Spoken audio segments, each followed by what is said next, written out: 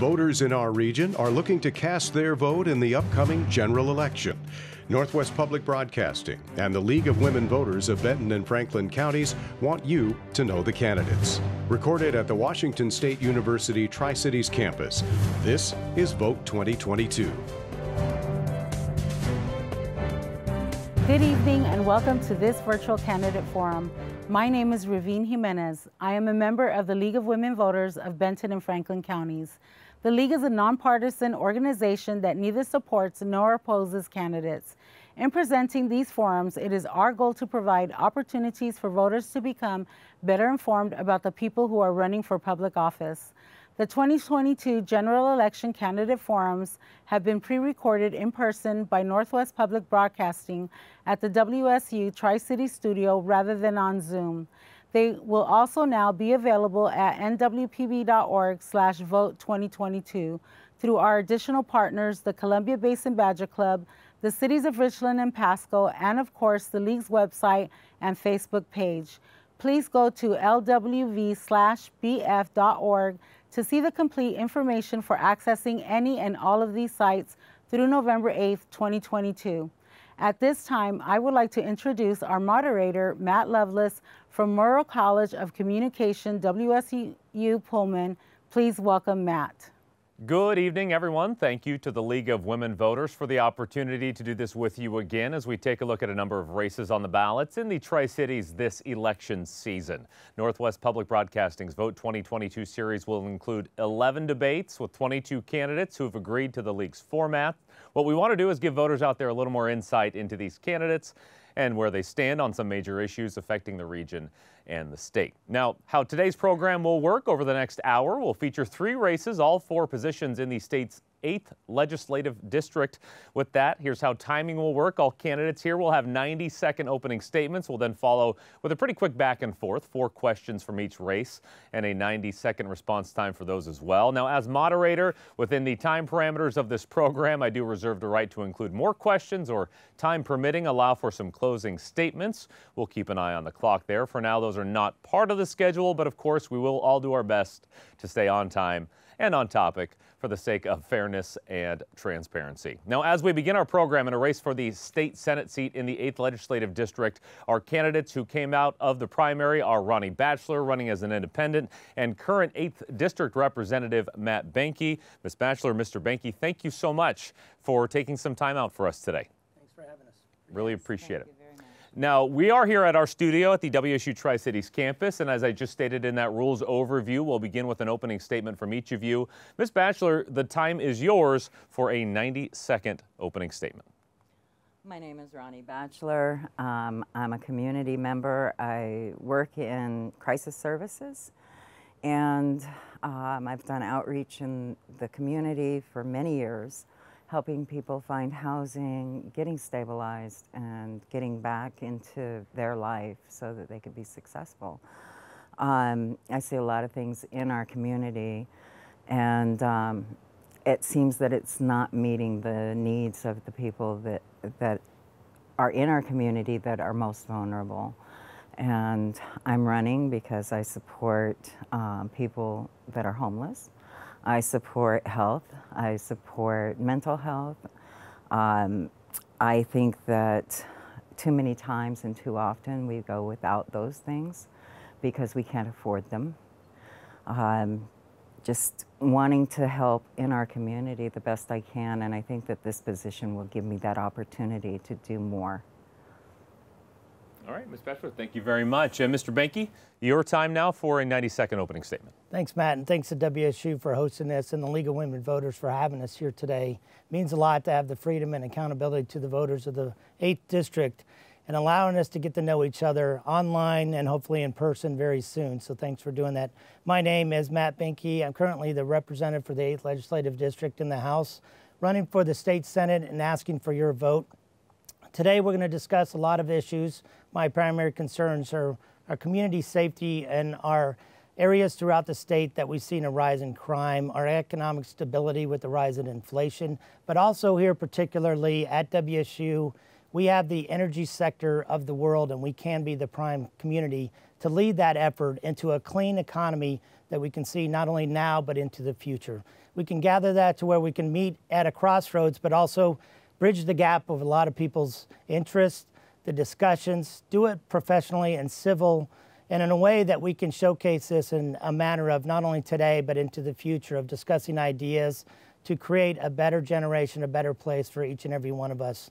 Looking forward to this conversation today, and thanks for having us, Matt. All right, thank you both very much for those opening statements. We have a few questions to get to, and we might hit on some topics we discussed just now, but let's get to the first of those questions brought to us by the League of Women Voters here of Benton and Franklin counties. And really the first topic is on the topic of elections, and we'll provide some context for our viewers here real quick. The Benton County Auditor's Office invited the League of Women Voters to participate in the paid pilot program, along with representatives from the Republican and Democratic parties to watch the ballot counting process during the 2022 election season. Now, if elected, do you plan to introduce or support any specific legislation that regards election security in our state? And if so, please describe it. Ms. Batchelor, you're up first. I honestly think that we do a really good job at keeping our elections secure and safe. I do. I know people down there, and I know that they're very meticulous about how they do their work, and I know that there's pieces to that work that can be improved.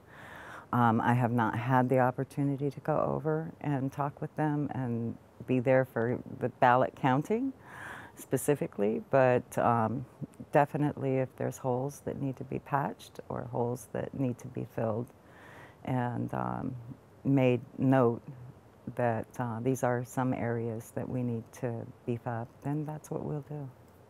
All right. Excellent. Thank you very much. And Mr. Benke, the same question goes to you, and really it all boils down to just, legislation, trust in the election process. Where do you stand, and what would legislation look like? Well, I appreciate the question, Matt, because it's been a hot topic over the last several years, especially the last 2 elections. If we don't have a trustworthy election cycle and process that people can understand their vote and their voice really counts in this system, then a lot of people are apathetic. They don't want to join in.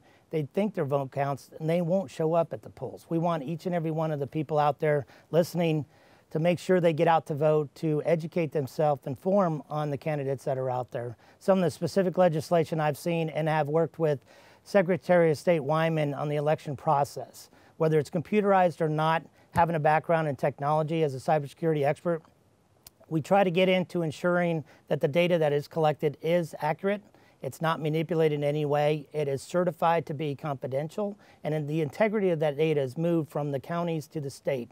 I'll also add, the counties are very open and honest about the touring of the process. I had a chance to go out there, Brenda Chilton and her team here locally in Benton and in Franklin County as well. They've been open and honest, so if the public has any questions about these, feel free to get out yourself. I had a chance to do that tour. It means a lot to go understand it from the ground level, meet the people who are actually counting the ballots, understanding that process and what we can do to improve it. Along with some of the stuff at the Secretary of State's office, we're looking at not only computerized, but watching what we can validate, verify. I would run a couple bills to see what technologies we can do, maybe a watermark on the actual ballot. If we mail out, we can see that. We can also use some kind of crypto tag. We've seen that in RFID tags and some other technology areas that would actually just improve some of the technologies into our system.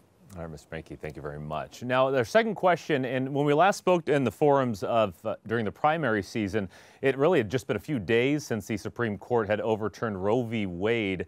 Now, since then, 17 states have restricted or banned abortion outright, including our neighbors in Idaho. So the question for you, Mr. Benke, you go first here as a hopeful state representative. What legislative policies do you or would you support regarding abortion here in the state of Washington? I would look at every option we can to protect and give every individual that's going through this critical decision the best services, the support they need for them and the families that are really impacted by this. This is a hot topic that concerns each and every one of us. Male, female, anybody who's having this discussion needs to know that we have educational systems in place. We have services with subject matter experts. I would argue some of the top leading experts in the nation are right here in the state of Washington, that we need to reach out and provide that outreach to every family that's going through this. I would continue to support that.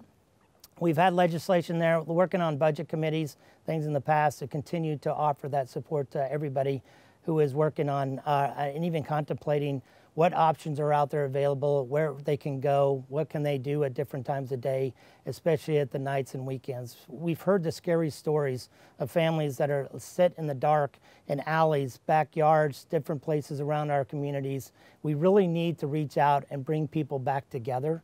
And that's the goal coming out of COVID. We've been separated. We've been divisive. We've heard toxic rhetoric online.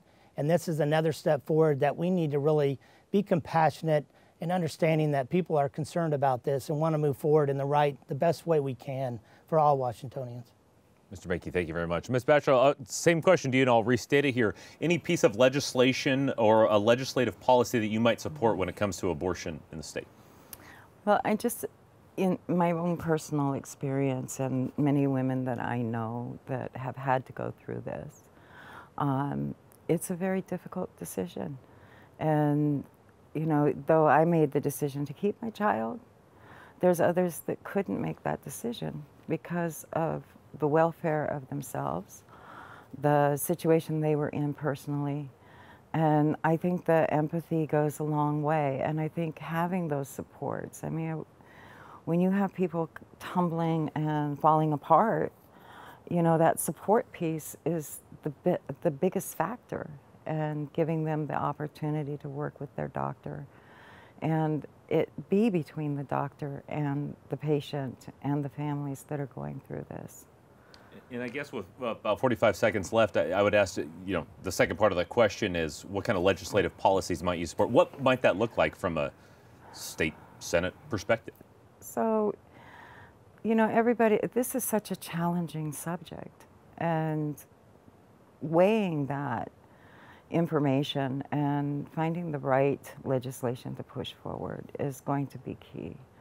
So, you know, I can't say that I'm going to push legislation, but definitely this is a really big topic.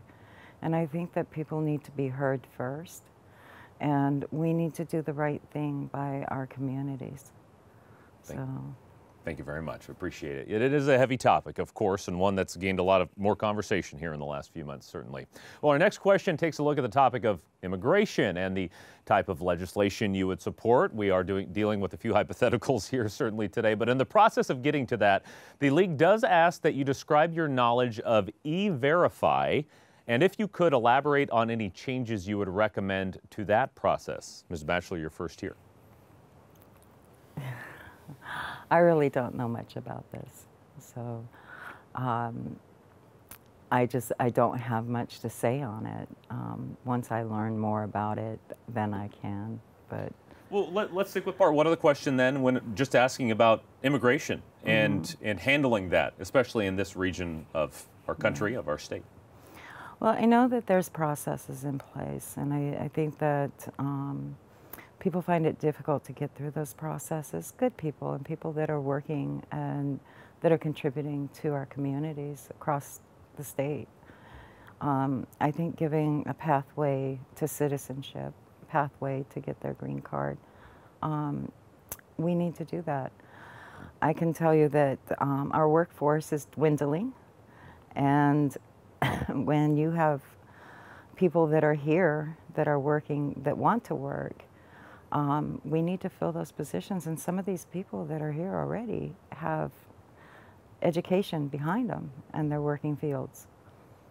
So I think that we should make it a little bit easier, always protecting our borders, always protecting our citizens, but making sure those that want to be here and work here, that are here, that we give opportunity for them to get legal and be legal here in our communities. And I would support legislation for that. All right, Ms. Batchelor, thank you very much. And I'll sort of restate the question for you, Mr. Benke. The type of legislation you would support on the topic of immigration, but as I said, the League would like you to describe your knowledge of E-Verify and any changes you might make to that process. Sure, and I appreciate the question because it is another hot topic. E-Verify is basically a program that we can verify individuals who come to our country to work in our state and work with our federal agencies throughout there. whether it's doing a background check, it's simply put that it's a way we can validate individuals out here. We do have a workforce problem.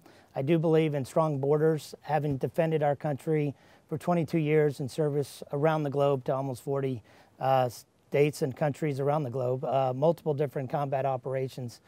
Immigration has been one of the best parts of this country and made us who we are. We've been a leader for years, and we're getting back in that stage of being a superpower, and we need to act like it. We need to understand that we can work with other countries to bring in their poor, the needy, as we see at Ellis Island in the Statue of Liberty, to showcase that we have an open opportunity to extend the will of the freedoms of this great country to others. And when you serve in other countries, you see that, and you're walking in the communities. Most people have the similar areas like we.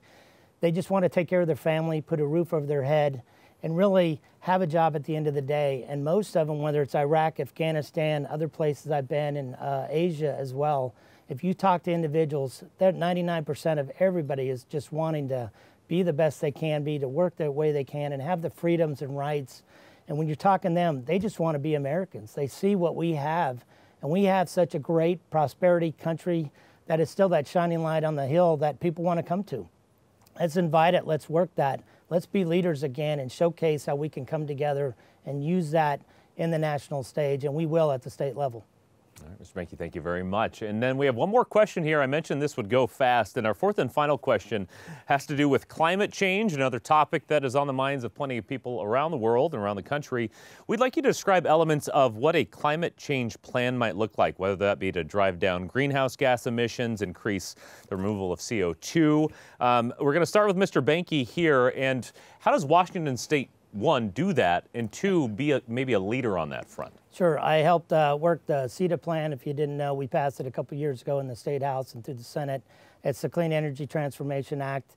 We had a lot of amendments on there, which I was sad that didn't get accepted by the majority party. And in a bipartisan effort, actually working together from the state levels, that we can lead the nation in energy. I do believe we can work. And what we've coined the phrase from Dr. Haynes here, even at Washington State University, has mentioned, quote, we're looking at clean up to clean energy is our mantra. And that's what I want to take to the state to lead in. And as we move the state to a little bit more red seats and take the majority in the Senate, and we will, and it'll be opportunity to be a chair of the Energy and Environment Committee up there, to work on energy to where we can leverage Pacific Northwest National Laboratories, the smartest people in the world, doing great work that I think is a benefit to our community, showcase the extras that we're working on in the hydrogen sector. We're going after a hydrogen hub. There's 4 in competition with billions of dollars to set us up of what the Tri-Cities and the 8th District is going to look like over the next 20 years, increasing the opportunity for technology in capturing the carbon out of the air, carbon sequestration. We can work with the environment to showcase how we can, and I have seen HB 1170 when I passed a bipartisan effort and the best manufacturing bill to increase, to locate and showcase manufacturing with women, minority leadership in those communities right here in the 8th District. And we're going to lead from the front throughout all these different sectors for a clean energy future. Mr. Benke, thank you very much. Ms. Batchelor, turn that question over to you. You know, I can keep it broad too, just talking about how would you address climate issues here in the state and help Washington State be a leader on that front? Well, I think that in terms of Washington State, I think that the Tri-Cities has a better understanding of that clean energy because it's been being done here already. And what I don't want to see is the grid to fail. And so I think that in perspective of Texas losing their grid during a time of a storm that came through, I don't want to see that for our people, you know, here. And I would like to see our grid strengthened. I think that with those modules going out, with the things that we already have planned, we can build on that and we can become the leader in the 8th Legislative District in reducing those carbon emissions, greenhouse gases. And part of that is also in our farming and how we farm. You know,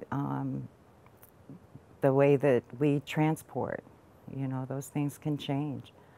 And I think that legislation should be made according to ability in different sectors within the state, so that we can emphasize that we're doing it right and we're doing it strong, and we are a leader, because Washington State has been a leader in many areas, and other states look to us as being the experts.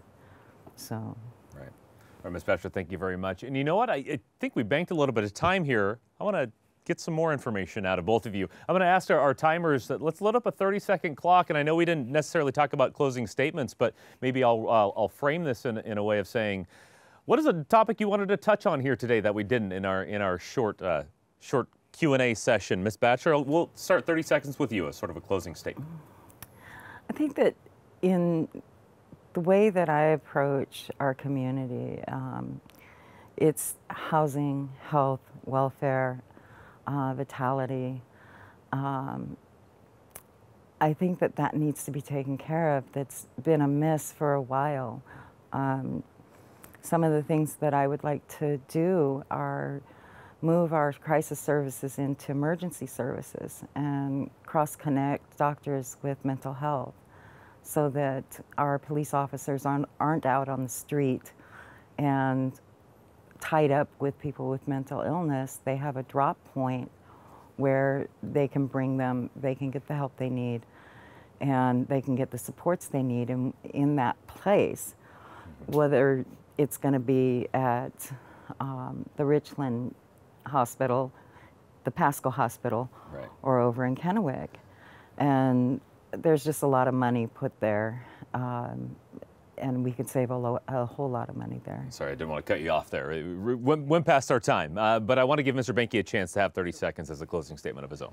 Sure, I think that one of the bigger areas is the impact coming out of COVID and the economic development. We've seen the shutdown, the impacts on small business, women, minority businesses that are so prevalent, the backbone of our economy. We got to get them back. We got to get them revitalized. We got to do that. Also, I guess I would add in a twist, cybersecurity. Still going to be a big issue. I think we can lead from the state. We have a lot of technology in the top 20, top 100 companies in the state, Microsoft, Boeing, all these leading industries. So why can't we leverage that into the workforce of our future? And that's the other big piece that I can tailor into the community safety, the inflation, some of that economic stuff needs to be in there as well. Right. All right. Well, Mr. Benke, Ms. Batchelor, thank you so much for being here. It was said it would go quickly, and it certainly did. It's a lightning round. But we appreciate you both being here, candidates for the Senate seat in Washington's 8th Legislative District. And thank you for letting us find out a little bit more about you. Our next race moves to the 8th House of Representatives. 2 contested seats on that ballot. We'll start with position 1. Joining me now are Stephanie Barnard and Patrick Gettner. Thank you both for joining us here today. We really appreciate it. Now, we explained our format as is our standard. We will start with opening statements. Mrs. Barnard, your 90 seconds begin now. Well, first, I just want to say thank you so much for having us. It's a pleasure to be here. Big NPR fan. Listen and appreciate the work that you do. I was born in the Seattle area and moved to the Tri-Cities about 30 years ago. So I do consider myself a Tri-Citian. I don't know where that break is, but I do consider myself a Tri-Citian. Put down roots here. I'm the mother of 6, 2 that are still in high school, and a boy and a girl, a freshman, sophomore and a senior. So it's good life. I work right now at the Tri-City Regional Chamber of Commerce. I was the Government and Regional Affairs Director, which provided the policy and advocacy for businesses in our local community. And now I am the Strategic Projects Director as well as the Business Resource Navigator there. So that is what, that's my role there at the Chamber, but I've also done a lot of community work as well. I was the founder and executive director of the Angels Network, which provided car seats to newborn babies and their families in this community, those that were in unrepresented and communities around the Tri-Cities. Well, thank you very much. Nice to meet you. And Mr. Patrick Gettner is here as well. You have 90 seconds for your opening statement, sir. Thank you very much. Yes, my name is Patrick Gettner. I'm running for position 1, Legislative District 8. This is a position that's been held by Brad Clippert for some 14 years. I'd like to thank him for his service. I don't plan to replace Brad. I can only succeed him. But anyway, I'm a constitutional common sense constitutionalist. As your legislator, I will fight for your individual freedoms, for your economic opportunities. I will fight for your families, your flag, your future. Our future here in this area is energy, and we need to take advantage of all our science and technology that we have here. I will also seek to preserve your rights as far as gun rights, rights concerning your dams, your borders, your support veterans, and also support law enforcement. I would appreciate your vote on November the 8th. All right, Mr. Gettner, thank you very much. We'll get to a round of questions brought to us by the League of Women Voters. We have 4 planned questions now, all submitted by the League, and we appreciate their time doing a lot of research to find out what the people in your community want to find out about. Now, the first question looks into House Bill 2303. As we talk about rights, we're talking about tenants' rights here. That may come before the legislature again in 2023. That would allow a tenant to petition a superior court for a hearing to make their case if they don't get all or part of their deposit back, rather than having to go to small claims court. So when it comes to HB 2303, would you support this bill, and why or why not? Ms. Barnard, we begin our line of questioning with you. Well, I can't, well, the one thing that I won't do is say whether I would support it or not support it without reading the fine print. If there's one thing I have learned from my work with the Washington State Legislature, is that sometimes those key words and those key definitions, they're really important. So without having studied that bill and looking at both sides of the issue, I would not be quick to make a recommendation or support or opposition either way. So, and I know that's kind of the safe play right now because we are in this forum, but it's true. You sometimes there are parts of those bills that really don't fall or won't benefit the tenants the way that we think they might. So if we can look at that issue and say, so these tenants, if they want to get their safety deposit back, there are requirements that the landlord may have set forth as far as things that have happened in the apartment, or the reasons why they're being evicted or not evicted. Maybe they're just leaving because they found a better place that's less expensive, but yet anything could happen. Maybe there's a door that came off the hinges that needs to be fixed. I mean, there's so many reasons why. But if the landlord did their job and really laid that out before the deposit was given, then there should be protections already baked in. So to have that opportunity for tenants to have this private right of action, if that's what this is referring to, that already exists. You can sue anyone for anything that you want to. It just costs you a fee. I'm not sure we have to have a baked-in private right of action there. So until I saw the bill itself in all of its context, I wouldn't go there. All right, we ran out of time there, but I want to move the question on to Mr. Gettner. Would you support House Bill 2303 as you understand? Well, I also would like to look at it more thoroughly to see exactly what is involved. On the face of it, it looks like a court of last resort type resolution to an issue. I've been in that particular predicament, where a landlord would not give me back my deposit. I did not take it into court, either small claims or otherwise, but sometimes there may be a reason warranted to do so. So I would probably, on the face of it, support it at this time. All right, Mr. Gettner, thank you very much. Now, a lot of questions are a little bit hypothetical here, so I appreciate the attempts, but I do want to ask this time about what legislation might look like if you were to introduce it. And this one talks about legislation aimed at protecting marginalized groups in our community. Would you introduce or feel the need to introduce or support a legislative policy that helps these groups, such as LGBTQ community, people of color, women and children living in poverty? And once again, why or why not? Mr. Gettner, that question starts with you, sir. Well, first of all, before we start throwing money to try to come up with a solution, we need to find out what the root causes are so we can adequately address the issue with a proper solution. So I would again want to study the root causes, find out why people are in the predicament they are, and if there's solutions in the legislature that we can put forth, I would certainly pursue those. All right, lots of time left, but good with your answer? Yeah, I'm good. All right. I want you to be able to use as much clock as you want to, so I don't want to take any of that time away from you. Ms. Barnard, we'll move to you for that same question. I absolutely do think that there are ways we can help the underrepresented communities. We already do in some respects, but there are gaps.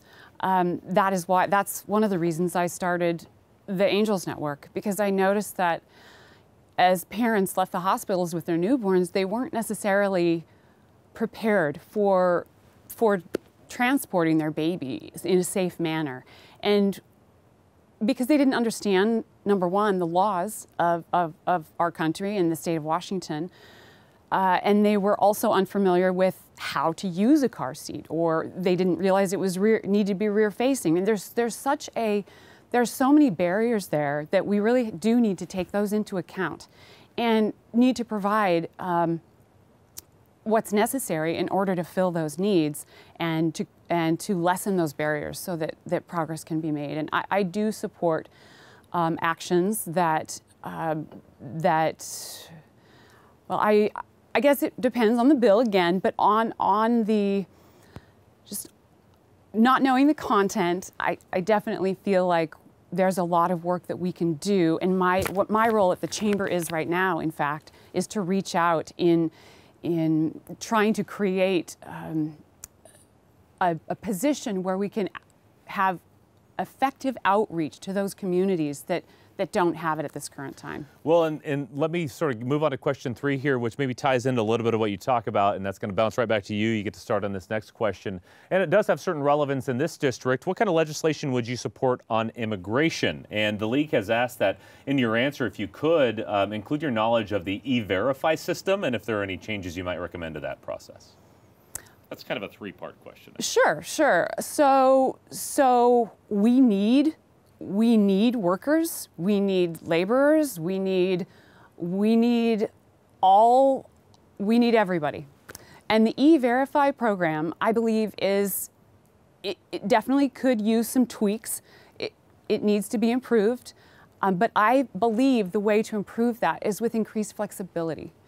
And E-Verify, I think a green card should be stapled to everyone's diploma when they graduate from college. That is what we need. We need those individuals to really have an opportunity to make a difference here in our country. So E-Verify, while valuable, I believe there's definitely some room for flexibility and some changes there to improve the circumstances for those that are seeking to work and live in this country. All right, Ms. Barnard, thank you very much. And Mr. Gettner, I'll turn that question to you as well. What does an immigration policy written by Patrick Gettner look like in the Washington State Legislature, and your knowledge of the E-Verify system as well? Well, really, this is a federal question, and it may come down to the state legislatures, but certainly we are letting 1 million people in per year legally. We're being invaded now by over 4 million, they estimate, by the end of this year, illegally. So I really believe in vetting these people as thoroughly as possible. I'm sure the Border Patrol is doing that. The issue to me is, can we afford this? We've got people in this country that come in illegally, doing good things and good work and bringing talents and skills that we need. But can we afford to be the welfare system for the whole world? All All right, Mr. Gettner, thank you very much. And now the last question, I won't say last question, we might have some extra time here, and I want to get as much time as I can with our candidates here, but this is a topic we've seen here and really in a number of states, certainly in a state where a large city holds a lot of political sway. So do you believe that Eastern Washington should try to break off from Washington State, become a part of Idaho, and is there a feasible path to this in your mind? And maybe this is more of a philosophical question, Mr. Gettner, but why or why not?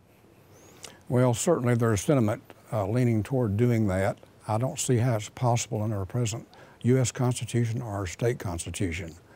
It would have to be a kind of a groundswell of constitutional amendments to make this possible. In the meantime, it would be up to the people in these areas as to which government they want to have, whether they want to consolidate with western Idaho or all of Idaho, northern California, and other conservative areas to maybe address those issues that apply to us the most.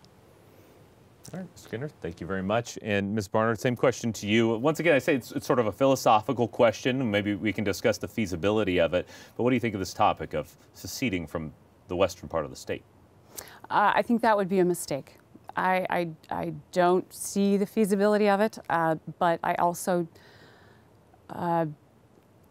philosophically, I disagree with the premise of splitting a state in two. I think we can work together, and I think we should work together.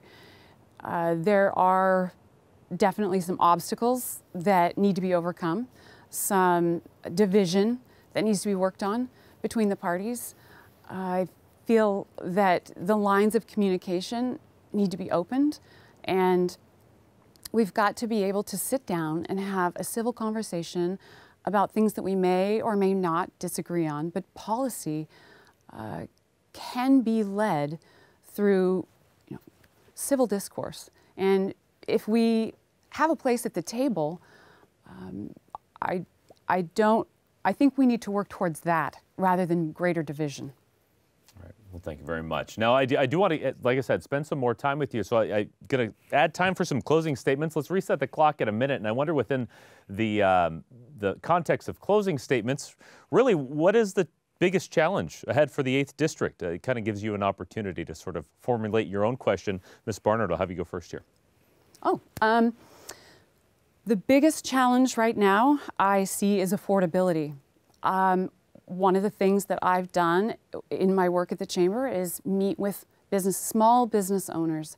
And during the pandemic, when there was closures, there was and still is great struggle. And most of those come from those businesses with owners that have barriers. Affordability is key. We can't afford the price of food. We can't afford housing. We can't afford fuel, not just for our homes, but for our vehicles. We're having a hard time, and that's not just because of inflation, but it's because of added costs and fees, like the low carbon fuel standard, for instance. And I understand the Climate Commitment Act, but some of the policy within that is going to demand that we go all electric in more than one way, not just with our cars, but getting rid of natural gas. And I do feel like there can be some regional consideration when we don't have the transportation available like they do in King County. Or Ms. Barnard, sorry, I guess I'm so sorry. Ran out of time. Okay. We might have time to get to another topic, Okay. and I'll let you go there. But Mr. Gettner, I want to make sure that you get a chance to answer that. Biggest challenge facing the 8th District here? I think our biggest challenge is energizing our commercial world here so that some of these problems you just mentioned do not occur. We have over 1,000 PhDs in this community. We have a tremendous science and technology background. We have excellent educational facilities. And we also have the talents and skills among our populations to become kind of the energy capital of the world. And what I mean by that is developing new sources of energy, such as nuclear or whatever. I don't think windmills and shutting our dams down are going to solve the problems, or even building solar panels. But we have this tremendous opportunity, in my opinion, with the advances being made in science and technology to really bring in some really state-of-the-art technologies, family wage-paying jobs, and that type of thing, to really make this area boom. We can't depend forever on $3 billion a year from the federal government to clean Hanford up. We need to get that done and move on to bigger and better things. We have a tremendous space exploration program underway. We need to be a part of that. All right, and then real quickly, I'm going to do another one. I just want to ask more questions, spend more time with you folks. This one is sort of we talked about the challenges. I want to hear about what the successes will be. Where are the issues where you think that state legislators can reach across the aisle and agree? Where can things get done, particularly in this upcoming legislative session? Mr. Gettner, I'll let you start with this one with a 1-minute time. Well, we're going to have to reach across the aisle and get along with these people and work with them. As famous House Speaker Sam Rayburn once said, to get along, you got to go along, or to go along, you got to get along. So that's where you start, with making friendships, with finding common issues to do this with. And once you do that, then you can start addressing the issues that are out there, the problems. You can also start looking at the causes of the problems and how best to solve those problems from a legislative standpoint. We are capable of doing that. The people in Eastern Washington are kind of outnumbered, of course, as you know, both in the legislature and the Senate. But we can make inroads, and we can convert people our way of thinking, which I think is the common sense constitutional way of thinking, and we can make some great strides in those areas, particularly with economic opportunity, commercial advancement. You know, take Pasco, for example. It's a hub of many, many different types of transportation. And the Port of Pasco is doing a tremendous job in getting some new industry in here. We need to continue that throughout the Tri-Cities. All right, Mr. Gettner, thank you very much. Mr. Barnard, same question to you, because we talk about so many maybe hyper-partisan issues at things like this. What are the issues that are going to get done in your mind that we can reach across the aisle and work together? Well, I'm reminded, as you mentioned that, of Matt Binke's manufacturing bill from last session, which was unanimously, I mean, when do you see that? I can't remember the last time I saw something completely unanimous that was that significant. And it's the goal to double our manufacturing in the state. And I do feel that that's achievable, but it's going to take a lot of work to get there. So while that bill created a goal, and also you know, part of the Department of Commerce is going to be brought in to help achieve that goal, I do think that's going to take a lot of bipartisan support to actually get there. The other thing I see, which didn't necessarily happen last session, but I'm hoping for changes this session, is in transportation and the transportation package. You know, there really was no input from the Republican side of the aisle, which has traditionally not been the case. It has been a bipartisan effort in the past. And last year it wasn't. The Republicans didn't even get invited to the table, which is a concern, but I know we can change that, and I know that we can be brought back to that table. We need to have a voice in the Tri-Cities for our transportation infrastructure packages, and so it's high time we make those changes and reach back across the aisle. All right, Ms. Barnard, thank you very much. Mr. Gettner, thank you very much for your time today. We really appreciate this, being here in person on the WSU Tri-Cities campus. That does it for our coverage of this race, Representative Position 1 in Washington's 8th Legislative District. And that brings us now to the Position 2 race in the 8th, the race that will see a fresh face in the position regardless of who comes out ahead. Joining me here now are April Connors and Joe Cotta, the top two vote getters in a very tight primary in that race during the summer. Now we're starting with opening statements here, 90 seconds for each of you, and we begin alphabetically, and we had to go a few letters in, but figured out that is you, Ms. Connors. Let's get your 90-second opening statement. Absolutely. I'm April Connors. I grew up in the Tri-Cities. I'm super happy and excited to be running for office here. I have 4 kids. 2 of them are in public school, 2 of them in college. My husband is a 3rd-generation farmer in the Columbia Basin. They've been farming potatoes, wheat, and apples and onions for a long time. I've been active in our local schools, in the PTO, and supporting the arts industry, promoting local and small businesses. I'm a businesswoman by trade. I am a real estate agent, and I have been selling homes in the Tri-Cities for over 22 years, helping people with their American dream. I grew up here again. I'm super proud to call it my home. I'm running for office because I believe in citizen government. I believe in giving back to our community, and I believe in leaving our community a better place than what we find it. And I have some great endorsements. I have our former Congressman Doc Hastings, who has endorsed the campaign, as well as 8 sitting state legislators. I have the Kennewick Fire Department and the Washington Fraternal Order of Police, as well as our local Fraternal Order of Police endorsing.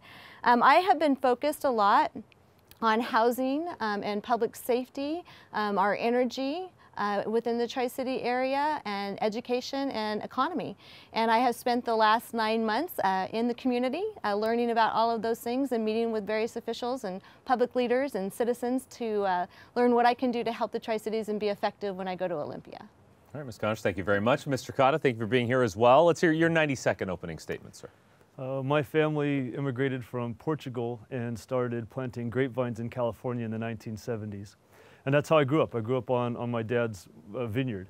And I got educated in California. I got my plant science degree at Fresno State, my master's degree in horticulture at UC Davis. And I married my high school sweetheart. And we moved to the Tri-Cities in 2009. We have 5 kids, 18, 16, 13, 13, and 12. And so we're, we're a big household. I manage 1,000 acres that borders the west side of the Hanford property. I'm a vineyard manager. I'm also involved in ministry. I'm the pastor of a new small church in Prosser. I think we just went through our 8th service, so we're pretty brand new there too, and things are going well there. I'm running to empower law enforcement. I'm running to restore and protect our individual liberties, religious liberty, medical freedom, gun rights, election integrity, and the ability to influence our kids' education, school choice. And I'm running to support small businesses and farms. I'm a farmer. And so I'm asking for your vote. Thank you. All right, Mr. Cotta, Ms. Connors, thank you very much. We appreciate that. Thank you for taking the time, 4 kids, 5 kids, even for this program. I appreciate you taking the time here.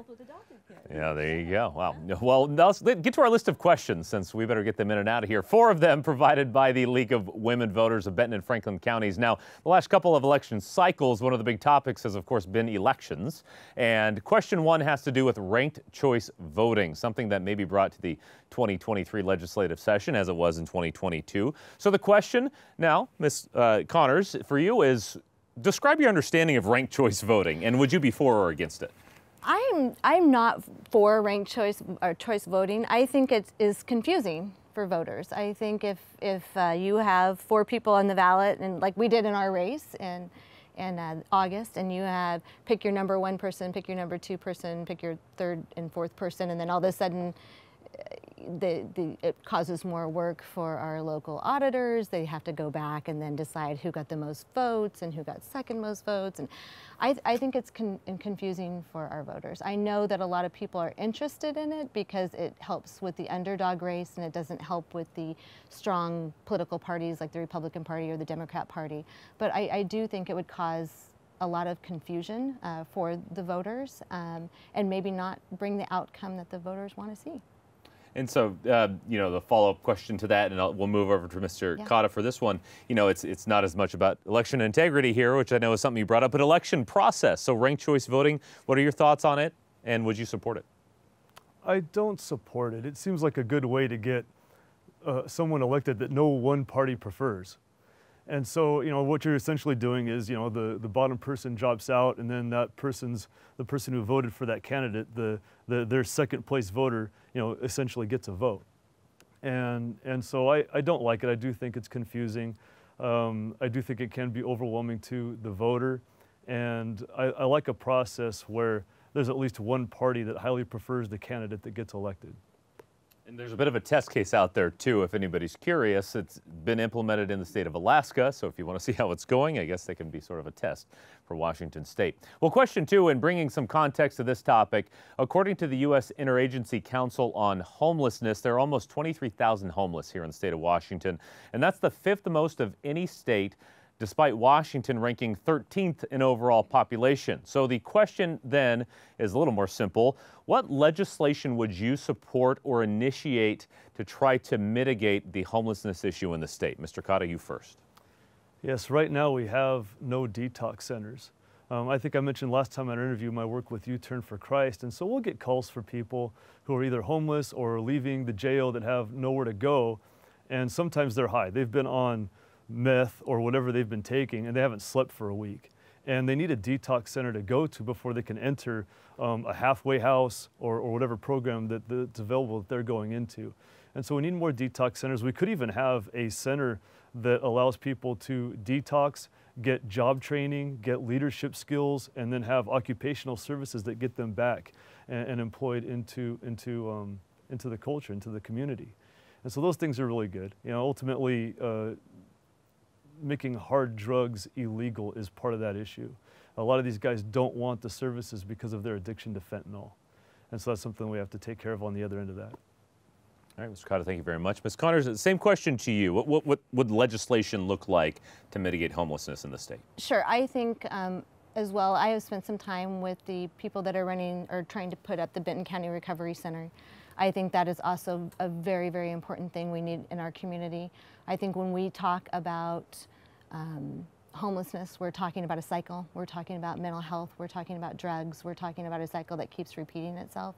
So in order to, I think our state needs to be focused more on having places like the Benton County Recovery Center, Benton Franklin Recovery Center, where people can go and actually get help and start working on their issues and problems. And I would support that very much. I've been on 4 police ride-alongs with law enforcement officers. I have seen what's going on in our streets. I have seen people that are camping out. I have been in both the Benton and Franklin County jails. I have witnessed in the Franklin County jail a gentleman that should not have been there. And he had been there for a week, and he was causing, you know, chaos. And he was, the jailers were having to clean out his cell, you know, constantly. But he shouldn't have been there, and that's what they said too. He had a mental health problem, not a problem that should have been associated with going to jail, but it had to do with drugs and as well. And so I do think working on our recovery centers, legislation to try to get more of those in place, and actually helping people try to get better than why just push them through a system. So. All right, well, thank you very much, Ms. Connors. So question 3 now, and we just asked our candidates in the position 1 race this same question, and now we bring it to you. What legislation would you support or introduce regarding immigration? And as part of your answer, what changes, if any, would you make to the E-Verify system? Ms. Connors, we'll start with you. Well, when we talk about immigration, I think a lot of that is handled at our federal level, which we obviously have some problems with right now. You know, our borders are not secure. We are seeing a lot of drugs come across our borders because of that. When we go to other countries, at least when I go to another country, I have a thing called a passport, and I do not go to a country illegally. And so I think it's really important that we actually have a more secure system. Immigration's putting a lot of pressure onto our, not only drugs, but onto our system for social care and social work and health care that is costing our state a lot of money. Probably not as much as the border states, but we are still seeing that effect here in Washington state. And with 45 seconds left, just the second part of that question was about the E-Verify system. Can you kind of describe your knowledge of that? And how I honestly do not have a ton of knowledge about the E-Verify system, something I would like to learn about. Again, a lot of this that we're talking about right now is federal and not necessarily as related to the state of Washington, but I would like to learn more. Ms. Connors, thank you very much. Mr. Cotton, same question to you. What would legislation on immigration look like here in Washington state? It does need federal support first. And so you're looking at closing the border, and then we can start to work within the confines of what we have remaining. As far as E-Verify goes, we use it, it's available. It's just verifying the legal status of the employee. And so the problem comes when we start wanting to make E-Verify mandatory or penalizing businesses if they don't use it. And that's pretty hard to do if borders are open and we don't have any regulatory help from the government with that regard. And so I like E-Verify, but I wouldn't want to make it mandatory until we get an immigration policy that works federally. All right, Mr. Cotton, thank you very much. Now, a final question from the league, and we'll listen to the time here to see if we can get a little more conversation going. But I like this question because it makes you ask one to yourselves here. Certainly, you've all prepared for this. You've both participated in primary candidate forums here as well as being here with us now, of course. So you've come prepared. Is there any question that hasn't been asked of you, maybe in this or any forum, that you have been ready to answer that you wish was asked of you, or a topic basically of your choosing? Mr. Cotta, I'll let you go first here. You know, it might just be within the confines of what we think the greatest need that we see in our communities. I think all of us are searching pretty hard for the truth. I see a lot of division because we disagree on a lot of premises, when really the goal and what we want is really kind of aimed in the same direction. And so those things are tough. You know, I was reading part of the Communist Manifesto when I was preparing a weekly newsletter early over the weekend, and you see a lot of those things happening here.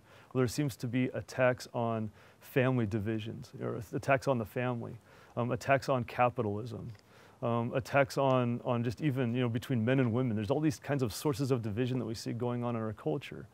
And they violate family bonds, and they create problems where they create more reliance on the government.